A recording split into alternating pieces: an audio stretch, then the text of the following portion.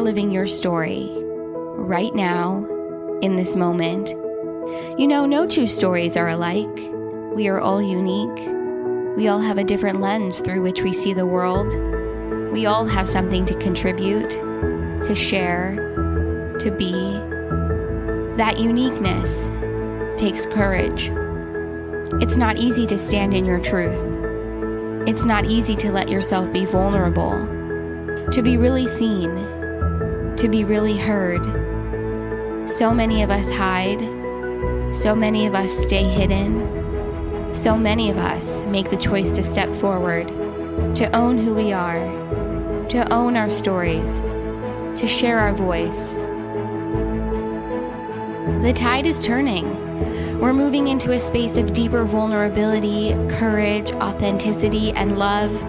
We're moving closer to greater self-love, self-acceptance, honesty, and empowerment. To get there, to get to that space, means we have to authentically share who we are. It means we have to authentically show up as our true selves. The magic is in sharing who you are. The magic is in sharing your story. That's where this series comes in. Own your voice. Love yourself. Stay true to your story. Dive deep into your vulnerability. Shine in your authenticity. Once you do, there's no stopping you. Stay honest. Stay brave. Stay true to who you are. Welcome to Seek the Joy podcast, the power of storytelling.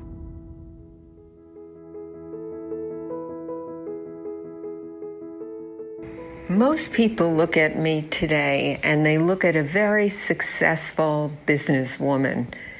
I've hosted a television show on National Public Television.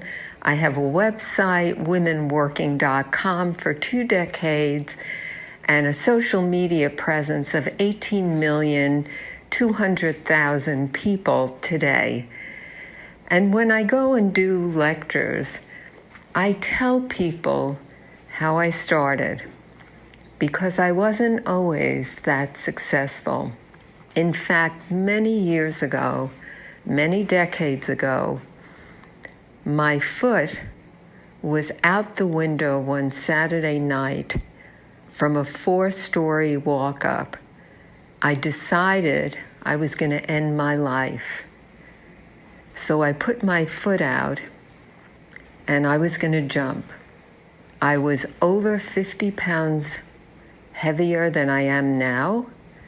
I couldn't stop eating. I felt that when I looked and I saw a hole at the end of a dark, dark tunnel, there was no way to get to the light. So I decided at a young age, in my 20s, that I was going to end it. And as I put my foot out the window, I heard a voice inside me say, "Don't do it, Helene. There's more to life than this." And I listened to the command of that voice, and I put my foot back in. And then that week, I started to reach out for help. I wasn't used to reaching out for help. And I found a group of people who seemed to have some success with long-term weight loss. So I started to attend their meetings. And I learned that I was eating for all the wrong reasons. I was eating when I was angry. I was eating when I was happy. It was a way of soothing myself. And I didn't really have any other way. But with these people, I was able to start living my life one step at a time and learning new ways. I learned that when I was smiling and I was really feeling my stomach getting tighter and tighter, that I was angry. I learned how to talk and tell people about my anger. I learned to set boundaries with people. I also learned to listen to my inner vision. And as the weight came off, which it did, I kept it off. And I've been maintaining over a 50-pound weight loss for many decades now. So what I heard as I listened to my inner voice is that the way I was helped through group support, I needed to give out to people. So I started my company. I started my website, womenworking.com. I started to write books. I didn't even know how to write books, but there was an energy inside me that needed to speak. It needed to say thank you. It needed to say to people, if I can do it, anyone can do it, because look at where I've come from. No one really understood me. I remember my mother on her deathbed. She said to me, she always loved me, but she never understood what made me tick. And I was able to forgive her as well. So with learning to express my anger, learning to set boundaries, learning to listen to the vision, to want to empower, and my company's mission is to empower women and girls, I was able to create a successful business, Creative Expansions, Inc. And I had loads of help along the way. I had a friend of mine who I would call every day, and I'd cry to her when people said no, and I'd laugh with her when I got my first big success. And I'll never forget, Suzanne said to me, "Way to go, Helene, way to go." So I was coached to win. Too many of us stop. It ain't easy being out there. It ain't easy starting a business. It ain't easy losing weight and maintaining it. But with support, I can do it. And now I help other people. So what have I learned along the way that I can share with you? I've learned to make business friends. I've learned that the people I come in touch with, they do want to listen to me. They may not buy all the time, but they know I care about them because I'm not just trying to sell them. I'm really concerned about who they are. And that's from the C-suite leader to the person who answers the phone. They know Helene is calling. And they know Helene cares. And what I tell the people that I work with is it's one thing to have 18 million people following us, but we need to be kind and considerate to all the people that work with us. So it's very important to mentor the different generations, the women that I work with. And I think the big shame is that when we stop and don't go for what we truly want, and I believe everyone knows, sometimes people say to me, well, how do you know your vision? How did you know you wanted to create a multimedia company to empower women and girls? I think we listen to the negative voices inside. Because I think perhaps younger, or we see other people doing what we really want to do, and we say and listen to, but I can't do that. Or we hear a parent, teacher, friend, or a so-called friend from the past saying, who do you think you are? So we stop. But the bottom line is that voice inside us is strong. That voice does not go away.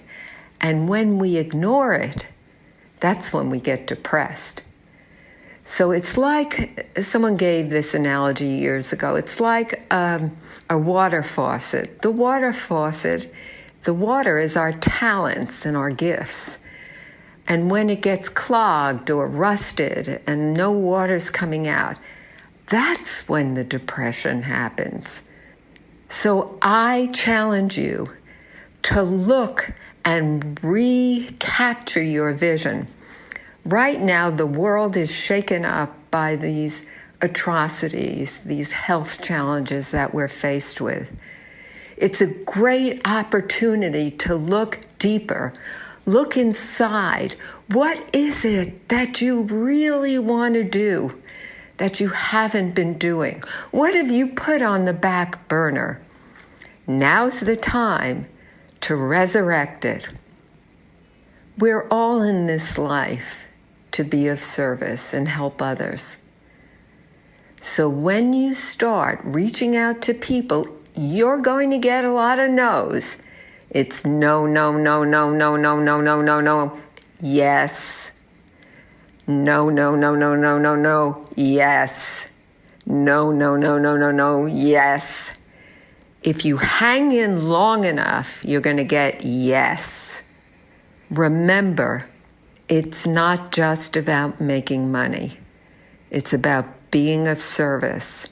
And when you put that first, all the no's, you can take it. And one thing, reach out and don't do it alone. Find that group. Find those people who believe like you. And you can help them one day when they're feeling down in the dumps. So get yourself some business buddies. And every prospect out there, make a business friend. Good luck.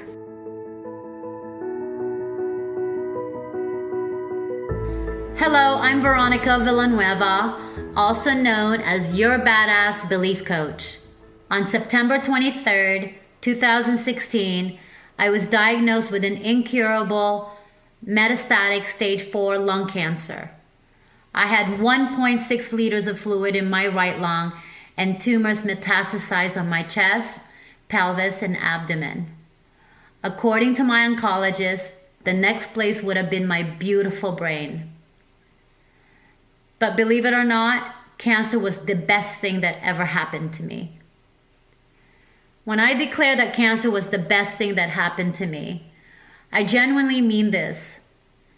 I believe that everything that happened in the process after my diagnosis paved the way to my new life of fulfillment. I'm alive today so that I can share the grace, the lessons, and blessings that cancer has taught me. I chose to live, and I chose to have my pain, struggles, and sufferings empower and transform me, mentally, emotionally, physically, and spiritually. This disease gave me the gift of knowing myself, loving myself, and sharing myself with others in a profound way.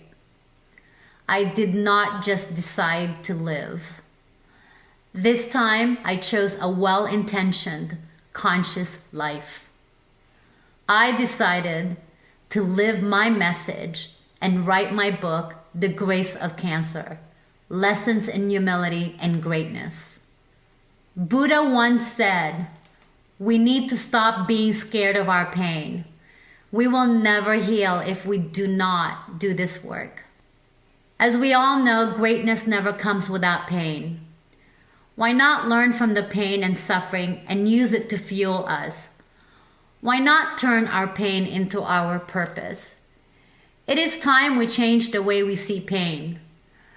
Rather than being fearful of it, let's use pain to inspire us, to seek our truth, to uncover our purpose, and expand our minds. Mark Twain said it beautifully. The two most important days in your life are the day you are born and the day you find out why.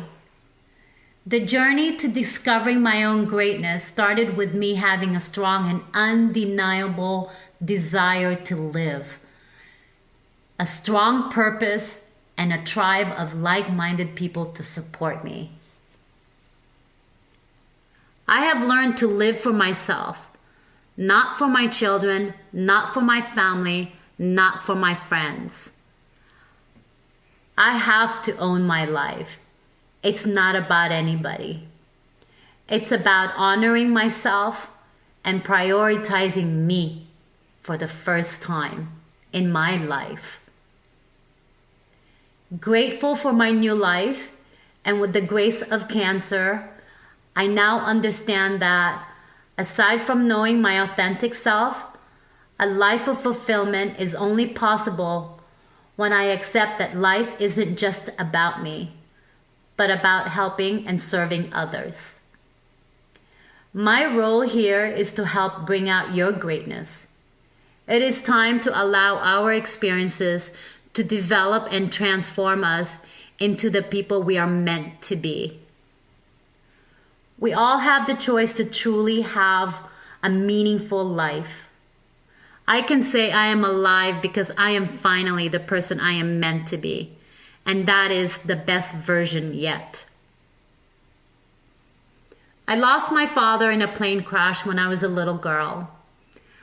I heard the news on the radio on the way to school in the Philippines. Even though he did not disappear on purpose, I felt a huge sense of abandonment. I also did not have a good reference point for being a good mother. My mom only said no to me, so I only said yes to my children. My only goal was to be the best mom I could be, and I thought that leaving my marriage would lower my score on being the best mom. In the end, I love my children so much that I wanted everything to be perfect for them. Trying to be this perfect mother while my heart was aching was one of the hardest roles I have ever played in my life. I stayed in my marriage thinking it was the best thing for my children, that I was showing them commitment and loyalty, but actually, it created more trauma. It hurt them, but it hurt me too. I made myself sick and did the biggest damage to myself. I believe this is what triggered the cancer in my body. The problem was that I never fully understood what being healthy meant. My misguided ticket to never being sick was over-exercising and eating right. I ate fairly well and cooked 5 days a week. I did not drink or do drugs like so many other people, so how could I be sick? Clearly, I had missed the connection between the mind and body. The way you live your life and the thoughts you think are and have a huge impact on your internal health, which I never realized. By living in a stressful and unhappy state for so many years, I had created a disease in my body. Although I did the right things for my physical appearance, I was damaging myself internally. When I look back, all of my efforts for others were exhausting. We all think we are supposed to be a certain way because that's how we were raised. We can hide our pain so well. Now I want to empower women to understand the warning signs that appear in their bodies, intuition, and their hearts.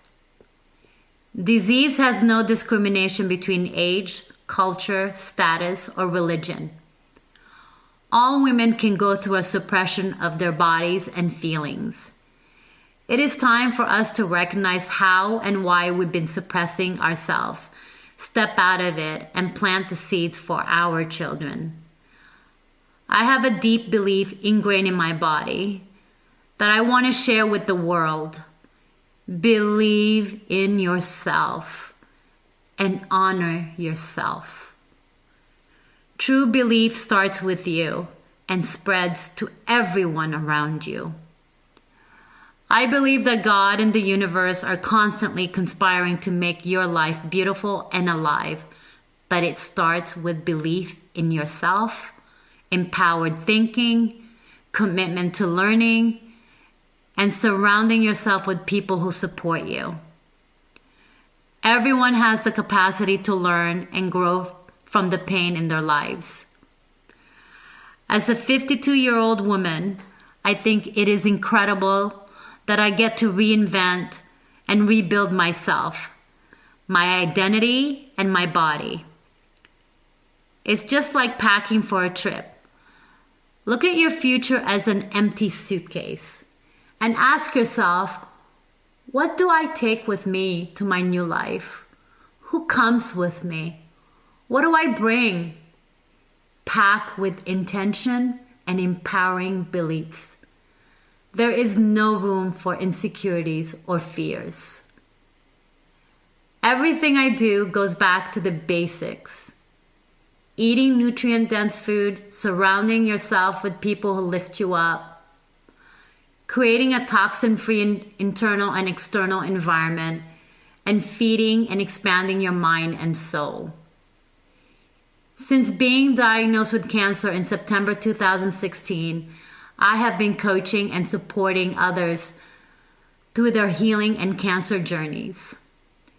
I became obsessed with the subject of cancer and anything to do with optimal health, from being diagnosed to exploration to mastery, first for myself and now helping other people with the information and experience I have acquired. We need to replace impossible with possible. When someone tells you that you have a terminal disease, no matter what stage it's at, your default thought is, I'm going to die. I want to be a pioneer who says cancer is curable, that cancer can be your grace too. Believe it or not, the minute my doctors told me that I had 6 months to live and that there was no cure for my kind of cancer, I fired them.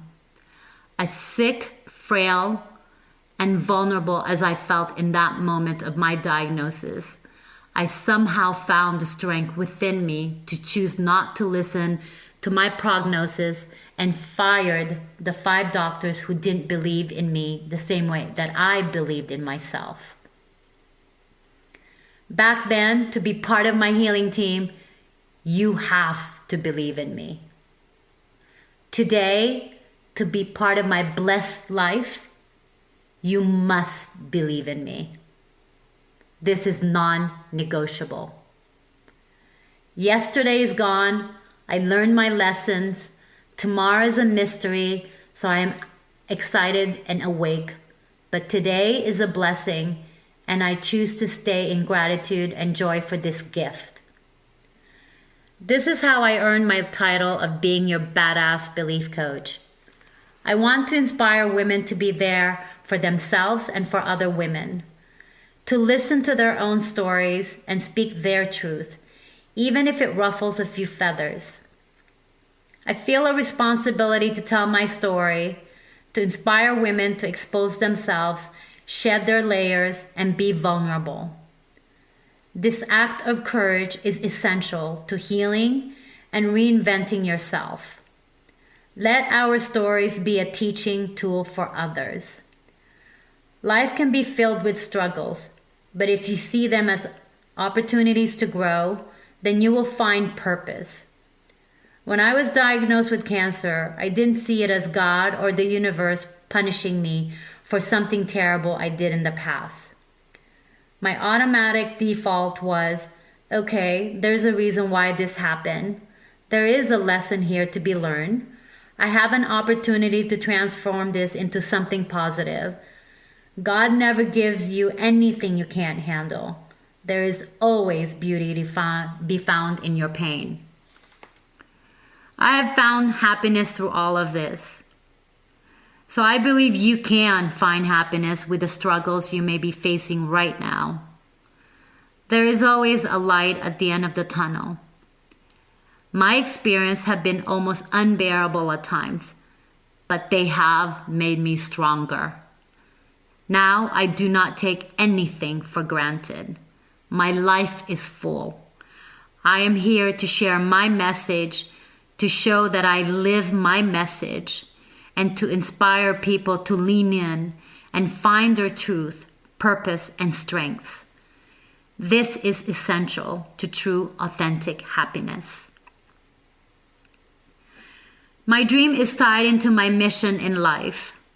The idea that doctors will not only give you the gloomy statistics of people dying from an illness, but also to share the statistics of someone like me and others who have fought the battle to win over this horrific disease. These people need to be acknowledged, and they need to come forward to share their story, because healed people have the responsibility to heal other people. So thank you for listening to my story. I am committed to doing my part. Now I ask you to join me, connect with me, so that we can share our stories together, because we could be the hope in someone's journey. I am so excited to get to know you. Let's all stand together and say that cancer does not have to be a death sentence. And let's love ourselves enough to choose to be alive, do everything to make us feel alive, well, and thrive in life. Thank you. This is Seek the Joy podcast, the power of storytelling. Join us, share your story. For more information and to get involved, visit seekthejoypodcast.com. This series airs the third week of every month, and make sure to join us for Seek the Joy Tuesday. Until then, thank you for your honesty. Thank you for your bravery. Thank you for your joy. Thank you for being here, and thank you for listening.